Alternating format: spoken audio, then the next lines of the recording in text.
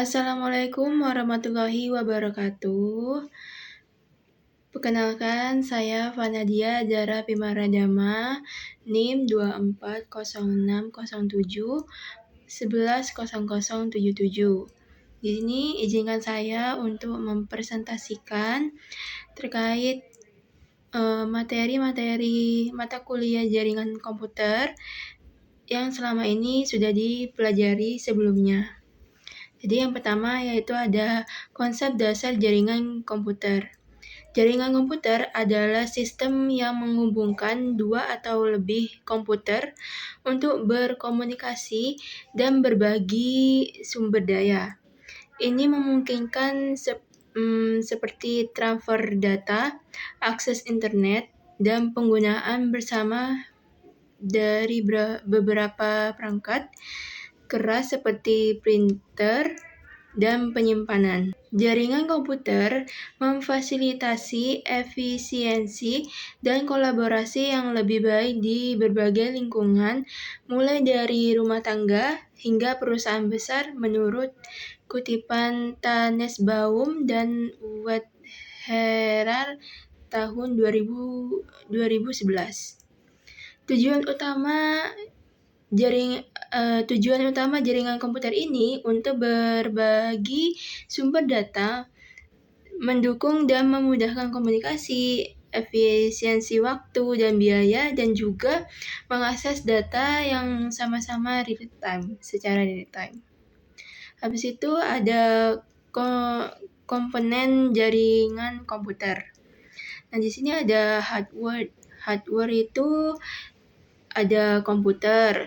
Komputer itu perangkat utama yang terhubung ke jaringan. Habis itu ada Network Interface Card atau NIC, yaitu penghubung antara komputer dengan jaringan. Selanjutnya ada hub, yaitu perangkat yang menghubungkan banyak komputer dalam satu jaringan lokal. Habis itu ada router, yaitu menghubungkan dua jaringan yang berbeda, misalnya LAN ke internet.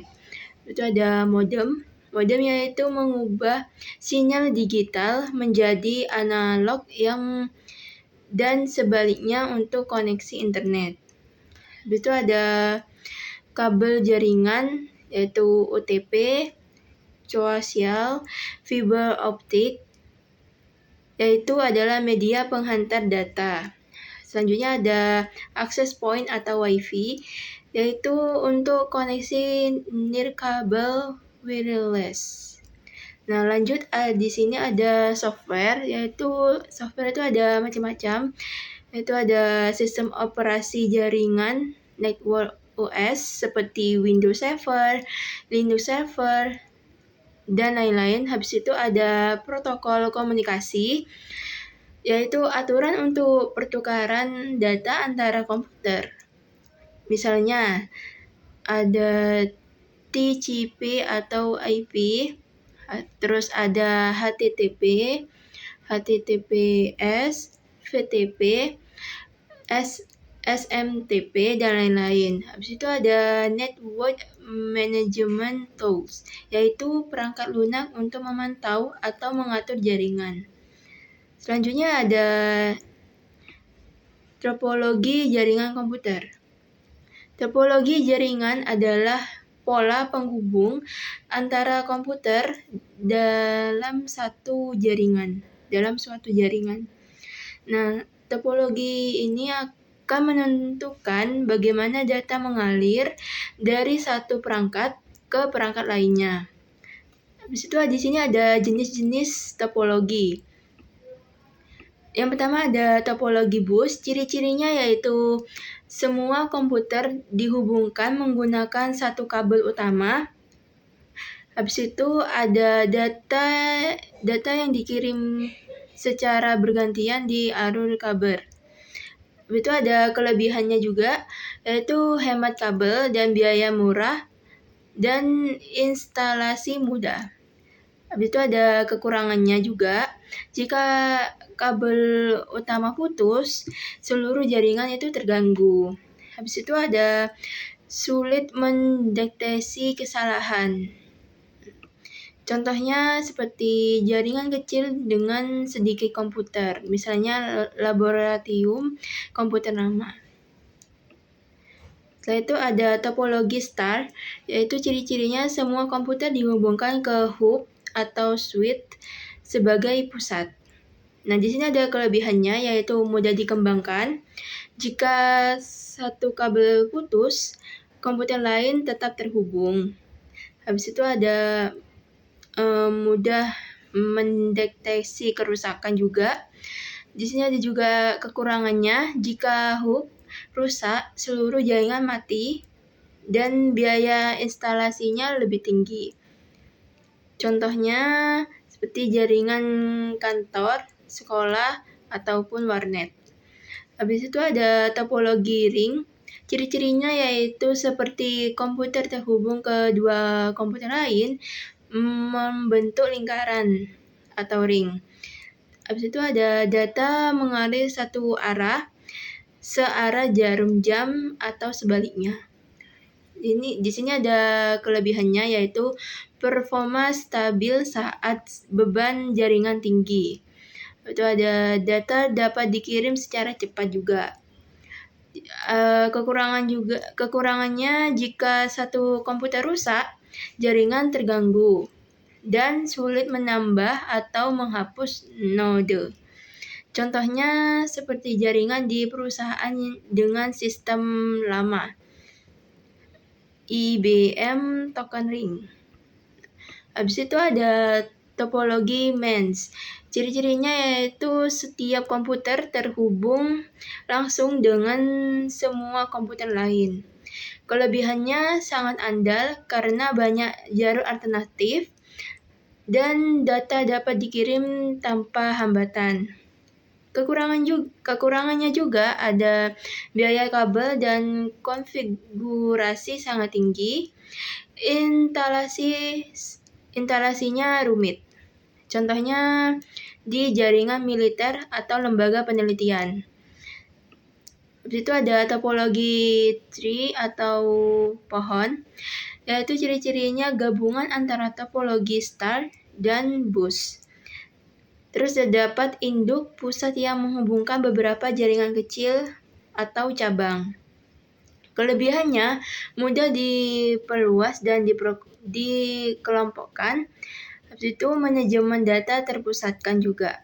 Kekurangannya jika kabel utama rusak, jaringan cabang juga terganggu.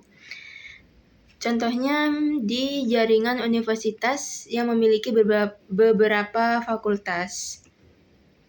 Di situ ada topologi hybrid, yaitu kombinasi dari dua atau lebih topologi jaringan, misalnya star dan ring. Kelebihannya yaitu fleksibel dan mudah disesuaikan. Habis itu tahan terhadap gangguan sebagian jaringan. Ada juga kekurangannya, yaitu biayanya tinggi dan pengelolaan kompleks. Contohnya perusahaan besar dengan banyak departemennya. Nah, selanjutnya yaitu ada materi selanjutnya, model arsitektur jaringan. Di sini ada CAN, Campus Area Network, yaitu jaringan yang menghubungkan gedung atau bangunan pada kompleks tertentu. Habis itu ada MAN, yaitu Metropolitan Area Network, yaitu jaringan yang digunakan untuk menghubungkan perangkat pada sebuah kota. Itu ada SAN, Storage Area Network, yaitu jaringan yang digunakan untuk menghubungkan perangkat yang saling berkaitan seperti sistem TAP dan RAID penyimpanan file server. Habis itu ada VLAN, Virtual Local Area Network, yaitu jaringan yang memungkinkan komputer terhubung pada jaringan yang sama walaupun secara fisik terpisah. Habis itu ada client server, yaitu jaringan yang memberikan layanan dengan sistem memberi dan menerima. Contohnya sistem file server, web server. Terus ada peer-to-peer, yaitu jaringan yang memungkinkan semua komputer berlaku sama, tidak menggunakan sistem klien dan server. Dan ini juga cocok untuk jaringan kecil tanpa server khusus. Selanjutnya ke materi protokol standar jaringan komputer, yaitu protokol jaringan adalah aturan dan standar yang mengatur komunikasi data antara perangkat dan jaringan. Protokol paling umum digunakan adalah TCP atau IP, Transmission Control Protocol atau Internet Protocol, yang digunakan untuk mengirim dan menerima data di internet. Nah, biasanya itu mengatur bagaimana data dipecah menjadi paket, dikirimkan, dan disusun kembali ke tujuan. Habis itu, agar komunikasi berhasil, protokol harus memiliki 3 unsur. Yaitu yang pertama adalah syntax, yaitu tata bahasa.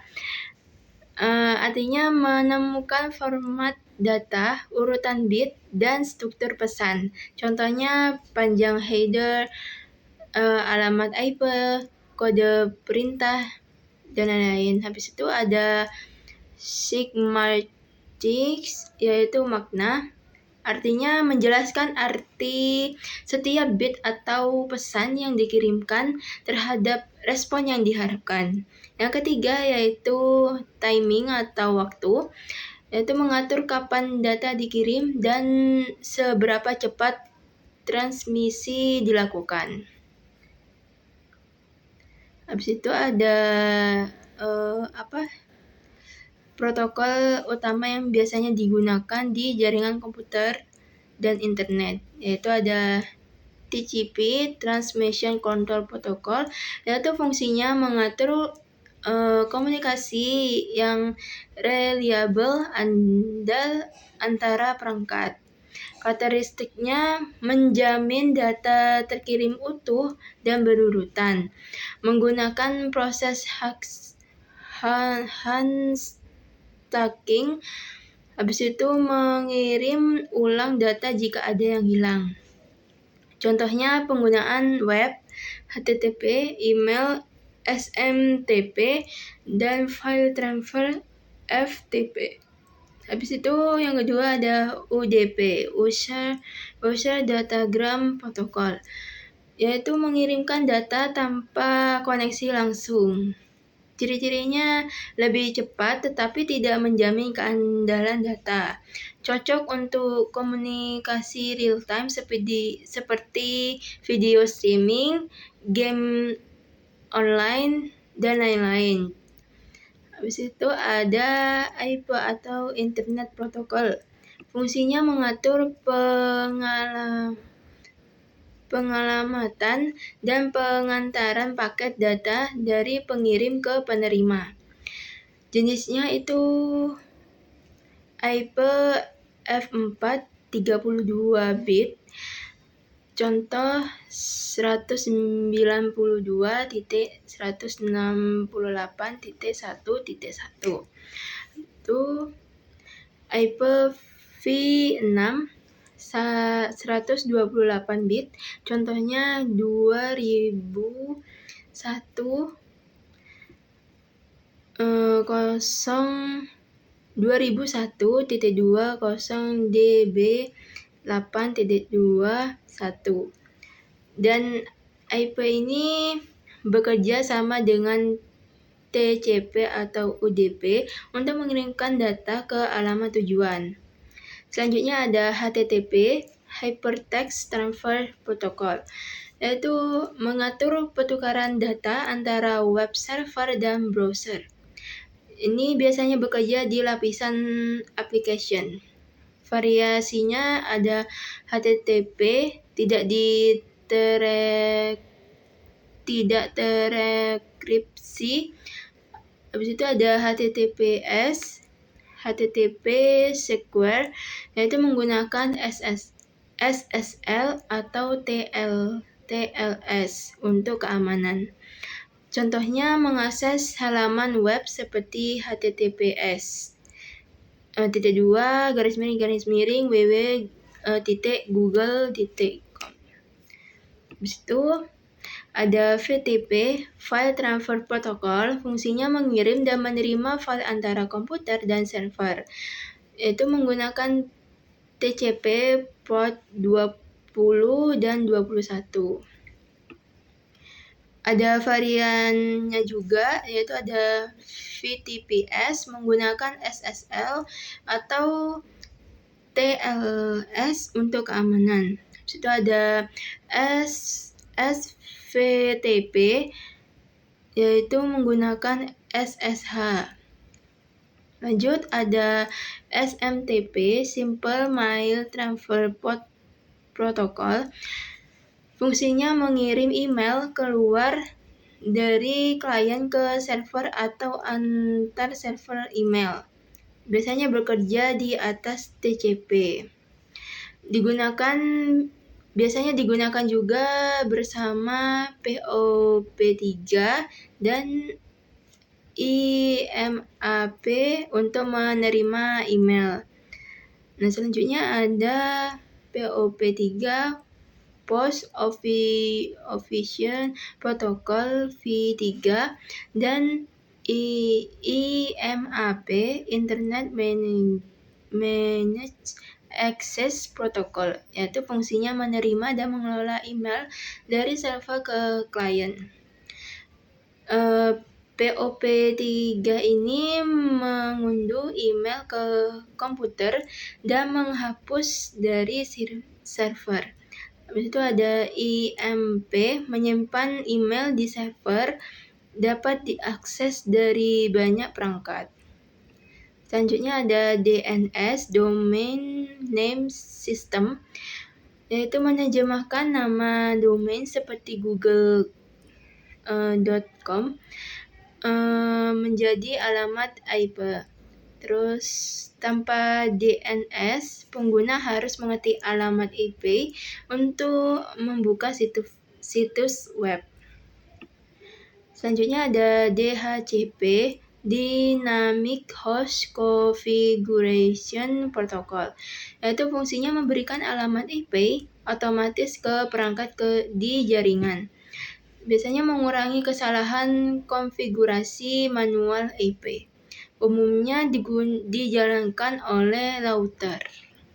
Lalu itu ada ARP, Address Resolution Protocol, yaitu mencocokkan alamat IP dan alamat MAC, alamat fisik perangkat. Contohnya komputer ingin mengirim ke IP 192.168.1.5 ke ARP mencari MAC address tujuan di jaringan lokal. Habis itu ada ICMP, Internet Control Manager Protocol, yaitu mengirim pesan kesalahan dan informasi status jaringan. Contohnya perintah ping untuk memeriksa koneksi. Habis itu ada SNMP, Simple Network Management Protocol, yaitu memantau dan mengelola perangkat jaringan seperti router, switch, server. Habis itu dapat mengumpulkan data kinerja dan status jaringan. Itu ada SSL atau TLS, yaitu mengamankan komunikasi data dengan enkripsi. Biasanya digunakan dalam HTTPS, VTPS, SMTP, Secure, dan lain-lain.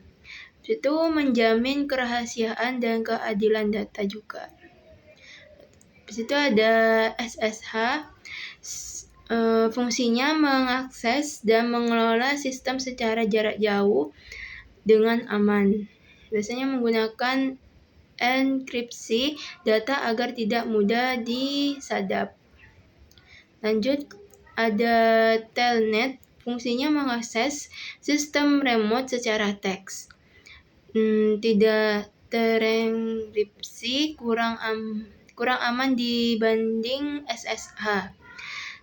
Dan telnet ini jarang digunakan karena alasan keamanan juga. Nah, misal ada contoh sederhananya pengiriman data dari komputer A ke komputer B. Yang pertama ada aplikasi HTTP, yaitu membuat permintaan halaman web. Yang kedua, transport layer TCP, yaitu memecahkan data menjadi paket dan menambahkan nomor urut. Habis itu ada internet layer IP, yaitu memberikan alamat tujuan, alamat IP komputer B. Lanjut ada network access layer, yaitu mengirimkan paket secara fisik. Dan kelima ada komputer B menerima paket, menyusunnya kembali, dan menampilkan hasilnya. Selanjutnya materi model OSI dan TCP atau IP layer. Dalam jaringan komputer, proses komunikasi data antara perangkat komputer, server, router, dan lain-lain sangat kompleks. Untuk mempermudah pemahaman dan standarisasi proses komunikasi tersebut, dibuatlah dua model utama. Yang pertama, model OSI, Open System Interconnected, yang dikeluarkan oleh ISO, International Organization for Standardization.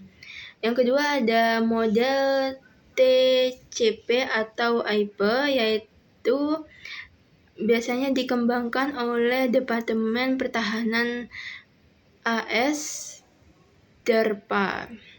Nah, kedua model ini menjadi kerangka kerja framework bagi protokol dan perangkat jaringan agar dapat berkomunikasi secara efisien dan seragam.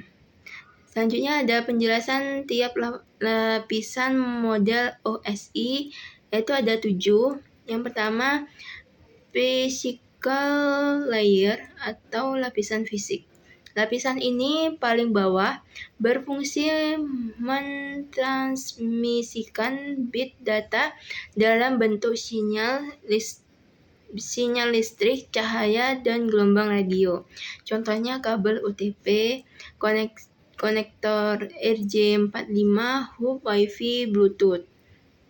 Habis itu ada yang kedua, data link layer, yaitu mengatur pengiriman frame data antara dua perangkat di jaringan lokal LAN. Itu menangani deteksi dan koreksi kesalahan fisik. Contohnya Ethernet, switch, dan P3.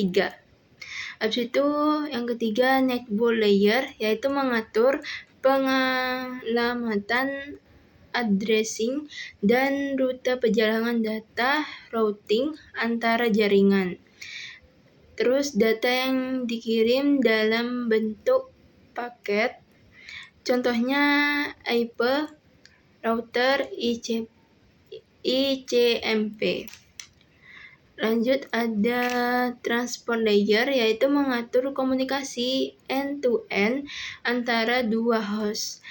Terus memastikan data dikirim secara lengkap dan berurutan. Lanjut, di sini ada dua protokol utama, ada TCP, biasanya andal dan berurutan. UDP cepat tapi tanpa koneksi. Lanjut yang kelima ada session layer, yaitu mengatur pembuka, pemeliharaan, dan penutupan sesi komunikasi. Contohnya NetBIOS, RPC, dan lain-lain. Itu ada precision layer, yaitu bertanggung jawab atas format data, ekskripsi dan kompresi. Habis itu mengubah data agar dapat dipahami oleh penerima. Contohnya SSL atau TLS, ASCH, dan JPEG. Habis itu yang terakhir application layer. Ini lapisan paling atas yang berinteraksi langsung dengan pengguna, yaitu menyediakan layanan jaringan seperti browsing, email, file sharing, contohnya HTTP, FTP, SMTP, DNS. Lanjut, penjelasan tiap lapisan model TCP atau IP. Yang pertama ada Network Access Layer, itu lapisan paling bawah mengatur cara data dikirim melalui media fisik, kabel, dan sinyal radio. Contohnya Wi-Fi, frame relay. Habis itu ada Internet Layer, yaitu bertanggung jawab untuk routing dan addressing. Habis itu data dikirim dalam bentuk paket IP. Protokol utamanya yaitu IP, membuat alamat IP pada perangkat. ICMP untuk pengujian koneksi ping. Terus ada ARP, yaitu menerjemahkan IP ke alamat MAC. Lanjut ada Transport Layer, yaitu menyediakan komunikasi langsung antara host pengirim dan penerima. Ada dua protokol utama, yaitu TCP, koneksi andal menggunakan handshaking. Terus ada UDP, koneksi cepat tanpa jaminan real-time data. Lanjut ada Application Layer, yaitu menyediakan layanan aplikasi yang digunakan pengguna akhir.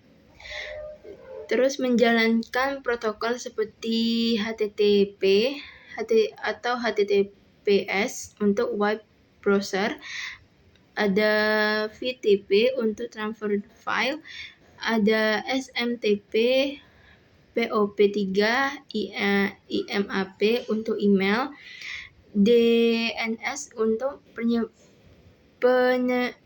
penerjemahan nama domain. Habis itu ada DHCP untuk pembagian IP otomatis. Lanjut ada pembandingan model OSI dan TCP atau IP, yaitu dari jumlah lapisan. Jumlah lapisan OSI ini ada 7 lapisan, kalau TCP atau IP ada 4 lapisan. Dari pengembangan, kalau OSI yaitu ISO International Organization for Standardization. Kalau TCP dari DARPA.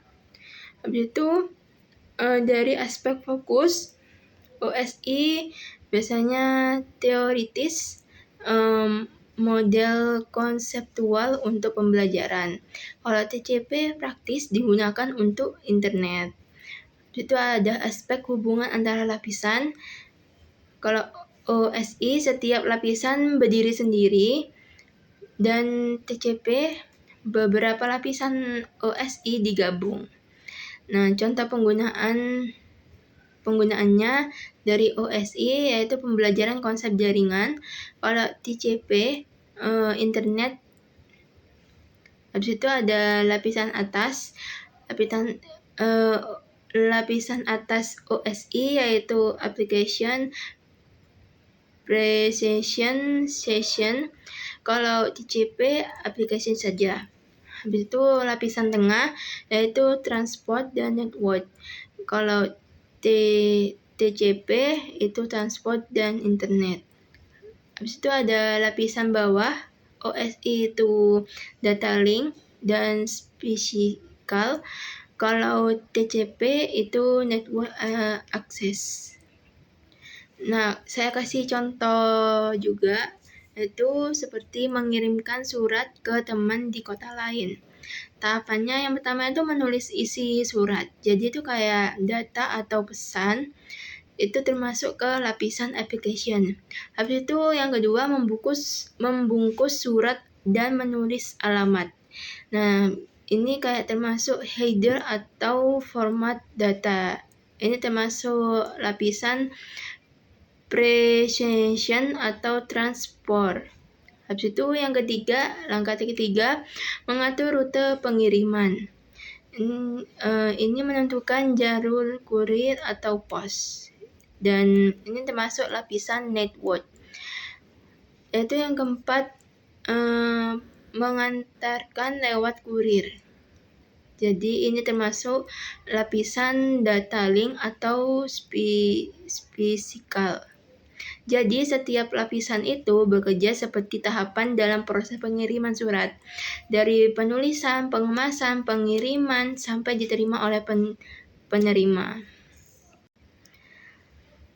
Oke, lanjut ke materi perangkat jaringan komputer. Nah, dalam dunia teknologi informasi, jaringan komputer menjadi tulang punggung komunikasi data. Untuk membentuk jaringan dibutuhkan perangkat jaringan network seperti klasifikasi jaringan berdasarkan ukuran agar dapat menghubungkan perangkat sesuai kebutuhan, mulai dari rumah hingga tingkat global internet. Itu perangkat jaringan komputer adalah komponen hardware maupun software yang digunakan untuk membangun, menghubungkan, dan mengelola jaringan komputer. Tanpa perangkat jaringan, komunikasi data antar komputer tidak akan bisa berhubung. Nah, perangkat ini berfungsi untuk menghubungkan perangkat satu sama lain, habis itu mengatur lalu lintas dalam jaringan, mengatur lalu lintas data dalam jaringan. Yang ketiga, menjaga keamanan dan efisiensi komunikasi. Lanjut, di sini ada jenis-jenis perangkat jaringan komputer. Biasanya itu dibagi menjadi dua, yaitu ada perangkat aktif, perangkat yang memproses dan mengatur lalu lintas data dalam jaringan. Yang kedua ada perangkat pasif, perangkat yang mendukung koneksi fisik, tidak memproses data secara langsung. Nah, mari kita bahas perangkat jaringan komputer yang aktif. Pertama ada Network Interface Card, yaitu disebut dengan kartu jaringan atau ILAN card. Berfungsi sebagai penghubung antara komputer dan jaringan. Setiap NIC memiliki alamat MAC unik. Jenisnya ada dua, yaitu NIC kabel dan NIC nirkabel. Habis itu yang kedua ada hub. Hub ini perangkat yang menghubungkan beberapa komputer dalam satu jaringan lokal. Terus meneruskan data ke semua port, bukan hanya ke tujuan tertentu saja. Di sini ada kekurangan juga, tidak efisien karena terjadi tabrakan data. Dan umumnya biasanya digunakan di jaringan sederhana atau laboratorium kecil. Yang ketiga ada switch, SWITCH, yaitu perangkat pintar pengganti hub. Terus dapat mengenali alamat MAC dan mengirim data hanya ke perangkat tujuan. Ini memiliki kelebihan, yaitu lebih cepat dan efisien, meminimalisir collision, dan juga digunakan di jaringan kantor, sekolah, dan perusahaan. Lanjut ada router, yaitu perangkat untuk menghubungkan dua atau lebih jaringan yang berbeda, misalnya LAN ke internet. Habis itu menentukan juga rute terbaik untuk pengiriman data. Biasanya dilengkapi dengan fitur firewall, DHCP, dan NAT. Contohnya di router WiFi di rumah, router backbone di ISP. Lanjut ada access point, yaitu perangkat untuk menghubungkan komputer secara nirkabel, berfungsi memperluas jangkauan jaringan WiFi, dan biasanya digunakan di kantor besar, kampus, dan area publik lainnya. Lanjut ada modem, modulator, demodulator, yaitu mengubah sinyal digital menjadi sinyal analog agar dapat dikirim menjadi kabel telepon dan sebaliknya. Dan biasanya digunakan untuk akses internet. Jenis modem itu banyak, yaitu modem ADSL, modem kabel, modem fiber, modem USB atau mobile. Lanjut ada repeater, yaitu berfungsi memperkuat sinyal jaringan agar dapat menempuh jarak lebih jauh. Dia biasanya digunakan pada jaringan kabel panjang atau WiFi dengan area luas. Lanjut ada firewall, yaitu sistem keamanan jaringan yang menyaring data masuk dan keluar. Data berupa software seperti Windows atau hardware seperti firewall router, dan juga ini mencegah serangan hacker, virus, dan akses ilegal. Terus selanjutnya ada server, yaitu komputer pusat yang menyediakan layanan kepada klien.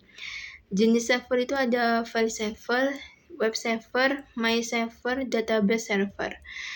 Itu ada client workstation, yaitu komputer pengguna yang meminta layanan dari server. Contohnya komputer karyawan yang mengakses database perusahaan. Nah, lanjut ke perangkat jaringan komputer yang pasif. Yaitu pertama ada kabel jaringan, media penghantar data antara perangkat. Jenis kabelnya yaitu UTP, umum biasanya digunakan di LAN. Habis itu ada coaxial kabel, yaitu jaringan lama. Itu ada fiber optik, yaitu kecepatan tinggi dan jarak jauh. Setelah itu ada konektor, yaitu digunakan untuk menghubungkan kabel dengan perangkat jaringan. Contohnya RJ45 untuk kabel UTP, terus BNC untuk kabel coaxial. Lanjut yang ketiga, back panel, yaitu tempat penghubung kabel dari berbagai perangkat jaringan, dan juga mempermudah manajemen kabel di rack server. Lanjut ada rack server, yaitu tempat menata perangkat jaringan, switch, router, server agar rapi dan mudah dirawat. Yang selanjutnya ada wireless antenna, yaitu digunakan untuk memperluas jangkauan sinyal WiFi. Jenis antenanya yaitu omnidirectional, yaitu menyebar ke segala arah. Directional, yaitu terfokus ke satu arah. Nah, lanjut ke network by size, yaitu jenis jaringan berdasarkan ukuran. Di sini ada PAN, yaitu Personal Area Network. Cangkupannya itu sangat kecil, 1-10 meter. Terus fungsinya menghubungkan perangkat pribadi seperti HP, laptop, dan printer. Contohnya koneksi Bluetooth antara HP atau earphone, terus WiFi di rumah juga. Yang selanjutnya ada LAN atau Local Area Network, yaitu cangkupannya satu gedung atau area terbatas. Fungsinya menghubungkan komputer di kantor, di sekolah, di laboratorium, dan lain-lain. Dan ini memiliki karakteristik yaitu kecepatan tinggi hingga GPSP, terus dikelola secara lokal juga. Dan ini contohnya di jaringan komputer di sekolah atau kantor. Lanjut, MAN atau Metropolitan Area Network, yaitu cangkupannya mencangkup satu kota atau area perkotaan. Fungsinya menghubungkan beberapa LAN dalam satu wilayah besar. Contohnya, jaringan antar kampus di satu kota, jaringan dinas pemerintah kota juga. Lanjut, ada WAN atau Wide Area Network, yaitu cangkupannya antara kota, negara, bahkan benua. Fungsinya menghubungkan jaringan lokal LAN yang terpisah jarak jauh. Dan contohnya yaitu internet adalah contoh terbesar WAN, contoh terbesar WAN. Terus teknologi pendukungnya itu satelit, fiber optik internasional, dan MPLS.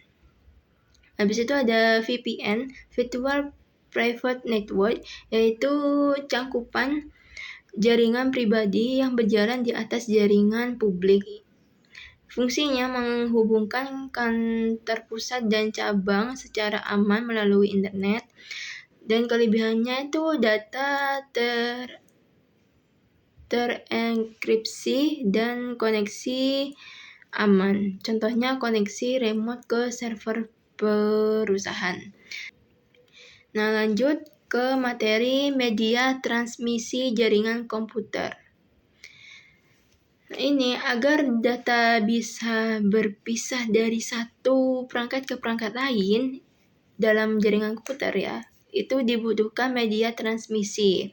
Nah, media ini berfungsi sebagai jalur fisik atau non-fisik yang digunakan untuk mengirimkan sinyal data dari pengirim ke penerima.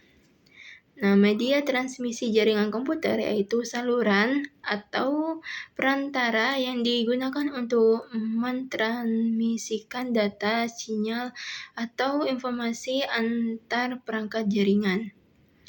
Media transmisi dibagi menjadi dua, yaitu media transmisi terpadu, GO-DAT, atau wired media, yaitu data dikirim melalui jalur fisik seperti kabel tembaga atau serat optik. Yang kedua ada media transmisi tidak terpadu, yaitu unguid atau wireless media, yaitu data dikirim melalui udara atau gelombang elektromagnetik tanpa kabel. Nah, fungsinya media transmisi itu ya, pertama menyalurkan data dari sumber ke tujuan. Itu menentukan kecepatan dan kualitas transmisi data. Habis itu mempengaruhi jangkauan dan kestabilan data dan juga biaya pembangunan.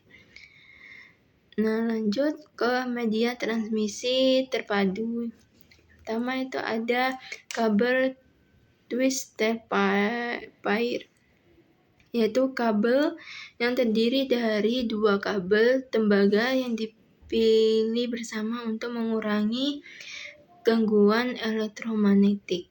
Jenisnya itu UTP, tidak memiliki pelindung tambahan, umum digunakan dalam jaringan LAN. STP memiliki lapisan pelindung logam dan lebih tahan terhadap gangguan. Kelebihannya juga harga murah dan mudah dipasang, cocok untuk jaringan skala kecil atau menengah. Kekurangannya itu rentan terhadap gangguan listrik, jarak transmisi terbatas, maksimal kurang lebih 100 meter. Contoh penggunaannya jaringan LAN di kantor atau sekolah. Habis itu ada kabel koaksial, yaitu kabel ini memiliki inti tembaga tunggal yang dikelilingi isolator atau pelindung logam. Ciri-cirinya itu lebih tahan terhadap gangguan dibanding twin pair dan pernah populer pada jaringan LAN generasi awal. Itu ada kelebihannya juga, kuat terhadap interferensi, dapat menjangkau jarak lebih jauh dari UTP. Kekurangannya lebih tebal dan sulit dipasang. Habis itu kecepatan transmisi lebih rendah dari fiber optik. Contoh penggunaannya yaitu jaringan TV kabel, CCTV, atau jaringan lokal lama. Lanjut ke kabel fiber optik, yaitu media transmisi berbasis cahaya yang dikirim melalui serat kaca atau plastik yang sangat tipis. Ciri-cirinya itu menggunakan prinsip pemantulan total internal. Itu memiliki kapasitas data dan kecepatan paling tinggi, cocok untuk jangka jauh hingga puluhan kilometer. Habis itu ada jenis single mode fiber, yaitu satu jalur cahaya sama dengan cahaya sangat jauh. Ada juga multimode fiber, yaitu banyak jalur cahaya sama dengan jarak lebih pendek. Kelebihannya yaitu kecepatan sangat tinggi, tidak terpengaruhi interferensi elektromagnetik, terus aman untuk transmisi data penting. Habis itu kekurangannya juga biaya pemasangan mahal, butuh tenaga ahli untuk instalasi. Nah, selanjutnya media transmisi tak terpandu. Itu media ini tidak memerlukan kabel fisik, melainkan menggunakan gelombang elektromagnetik seperti radio, mikro, dan cahaya.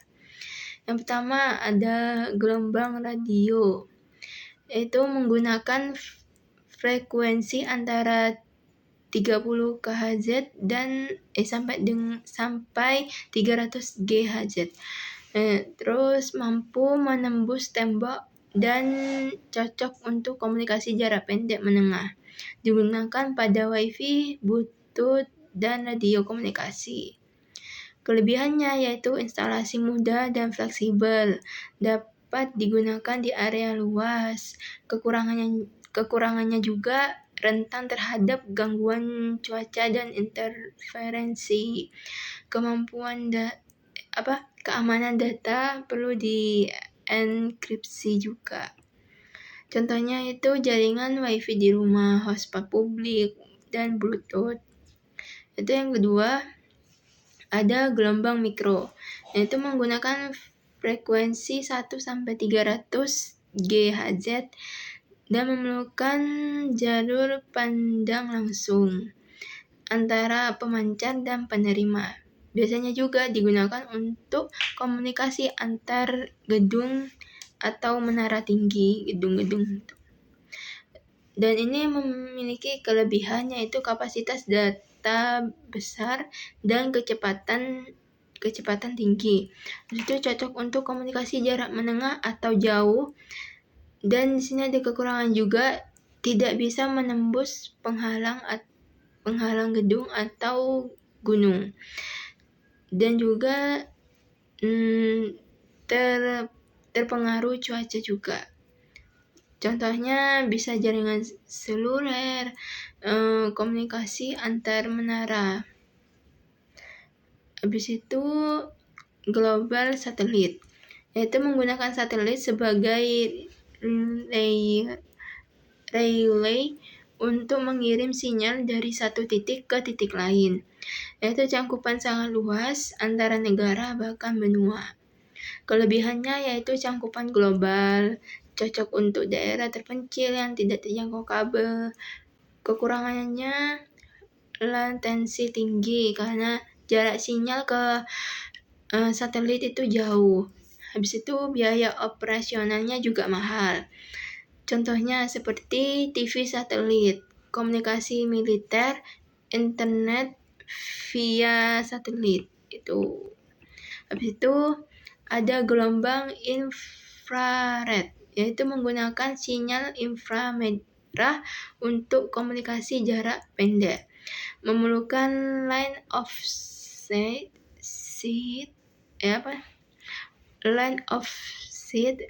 tanpa halangan. Habis itu umumnya digunakan di remote TV atau transfer data antara perangkat. Kelebihannya mudah dan mudah diimplementasikan, tidak mudah disadap karena jangkauan pendek juga. Habis itu kekurangannya harus sejajar tanpa penghalang dan tidak bisa menembus dinding. Contohnya remote TV, transfer data antar smartphone lama. Habis itu ada gelombang cahaya atau laser, yaitu menggunakan sinyal laser untuk mengirim data antar perangkat secara langsung. Terus membutuhkan keterlihatan langsung, LOS, dan pengaturan posisi sangat presisi. Yaitu kelebihannya ada kecepatan tinggi dan kapasitas besar, tidak terganggu oleh interferensi elektromagnetik. Kekurangannya tidak bisa digunakan saat hujan atau kabut tebal. Terus butuh posisi tepat antara pengirim dan penerima. Contohnya komunikasi antar gedung, link optik outdoor, dan memengaruhi biaya pembangunan jaringan. Nah, lanjut ke perbandingan media. Oke, selanjutnya perbandingan media transmisi. Yang pertama ada OTP, tipe kabel, kecepatan sedang, jangkauan kurang dari 100 meter, gangguan sedang, biaya murah. Contoh penggunaannya LAN kantor. Habis itu coaxial, yaitu tipe kabel, kecepatan sedang, kurang dari 500 meter, gangguan sedang, biaya sedang. Contoh penggunaannya CCTV dan TV kabel.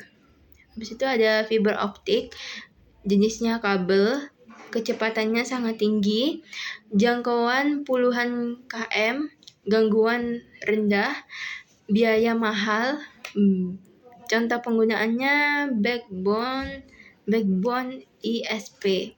Di situ ada radio, tipenya nirkabel, kecepatannya sedang, jangkauannya kurang dari 1 km, gangguan tinggi, biayanya murah. Contohnya WiFi.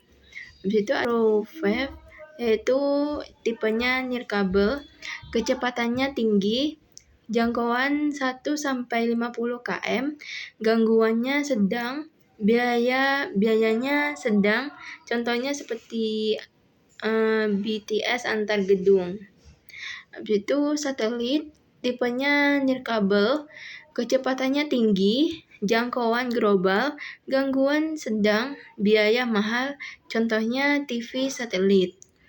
Terus infrared, tipenya nirkabel, kecepatannya rendah, jangkauan kurang dari 10 meter, gangguan rendah, biaya murah. Contohnya remote. Habis itu laser, tipe nirkabel, kecepatannya sangat tinggi, jangkauannya kurang dari 5 km, gangguan sedang, biaya mahal. Contohnya komunikasi antar gedung. Nah, selanjutnya ke materi praktek terminal kabel UTP. Jadi yang pertama itu siapkan bahannya. Yang pertama siapkan bahannya, ada kabel UTP, panjangnya kurang lebih 1 meter. Habis itu yang kedua konektor RJ45. Yang ketiga tang crimping. Yang keempat LAN tester. Yang kelima ada gunting atau cutter atau pemotong kabel. Nah, langkah-langkahnya disiapkan dulu bahan-bahannya itu. Yang kedua, buka lapisan kabel UTP. Nah, itu bukanya harus hati-hati. Karena kalau misal kena kabelnya itu bisa patah. Jadi bisa diulang lagi. Terus yang ketiga, atur susunan kabel sesuai warnanya. Yaitu urutan pertama ada putih oranye, putih hijau, biru, putih biru, hijau, putih coklat.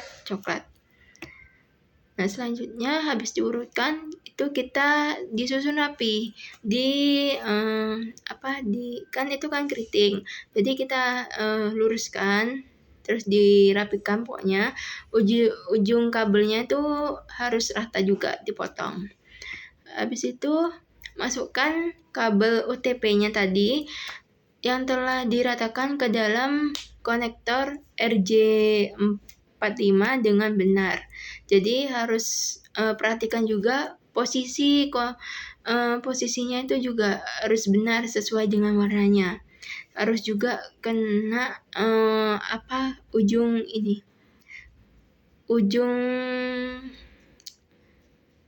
pokoknya ujung konektor RJ45-nya. Habis itu jepit kabel di dalam konektor RJ45 dengan menggunakan tang crimping. Jadi pastikan semua kabel itu terjepit dengan sampai ada bunyinya klik gitu.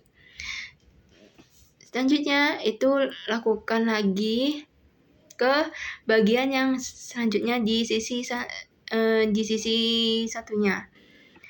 Nah, setelah sudah selesai semua, itu kita cek koneksi kabelnya dengan menggunakan LAN tester. Jadi pastikan seluruh lampu indikator itu menyala ke kedua sisinya. Dari 1 sampai 8 itu harus nyala semua.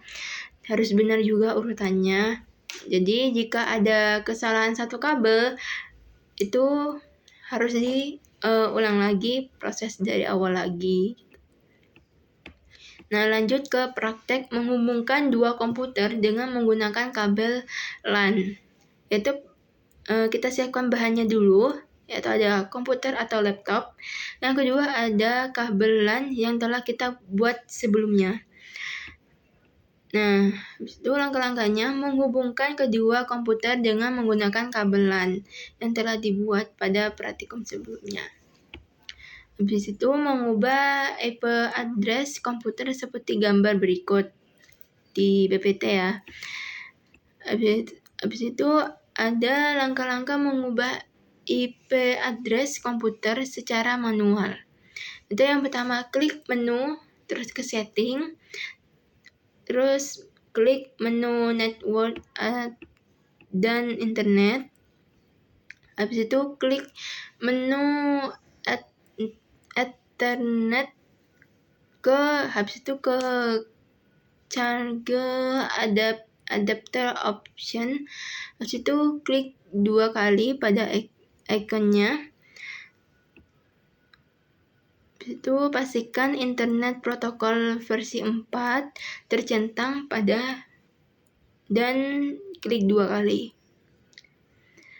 Nah, setelah selesai, masukkan informasi IP address pada kedua komputer seperti di contoh. Habis itu cek konektivitas kedua komputer dengan perintah ping. Itu pertama, tekan tombol start menu, kemudian ketik CMD dan klik pada command prompt. Habis itu ketik perintah ping IP address, pastikan hasilnya replay. Keterangannya itu IP address adalah IP address komputer tujuan. Jadi harus sesuai dengan tujuannya. Langkah selanjutnya yaitu troubleshooting hasil ping request timed out. Jadi yang pertama, pastikan kedua komputer telah terhubung dengan kabel LAN, lampu di port internet itu menyala. Habis itu pastikan IP address yang dituju juga benar. Yang ketiga, selanjutnya mematikan firewall pada komputer yang dituju. Nah, sekian presentasi dari saya. Mohon maaf jika ada kesalahan. Kurang lebihnya mohon maaf. Saya pamit undur diri. Wassalamualaikum warahmatullahi wabarakatuh. Bye-bye.